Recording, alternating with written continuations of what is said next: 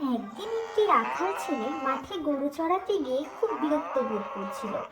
সে একটু মজা করবে ভেবে গ্রামের দিকে বাঘ বাঘ বলে চিৎকার করতে করতে ছুটে গেল এবং সেখানে গিয়ে বলল তার পালে বাঘ পড়েছে, গ্রামবাসীরা যেন তাকে বাঁচায়।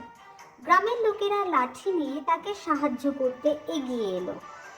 সে গ্রামবাসীদের দিকে তাকিয়ে হাসলো এবং বলল, আমি তোমাদের বোকা বানালাম। গ্রামবাসীরা ভীষণ রেগে গেল। এরপর দিন সে আবারও একইভাবে চিৎকার করলো, গ্রামবাসীদেরকে আবার ঠকালো। গ্রামবাসীরা সেদিন ভীষণ রেগে গেল। এরপর একদিন সত্যি সত্যি তার গরুর পালে বাঘ পড়লো। সে চিৎকার করতে থাকলো, ঘামতে থাকলো, কাঁদতে থাকলো এবং বাঘ বাঘ বলে চিৎকার করতে থাকলো, কিন্তু কেউ এলো না। বাঘ তার গরুগুলি নিয়ে চলে গেল। বন্ধুরা, মিথ্যাবাদীদের সত্য কথাও কেউ বিশ্বাস করে না।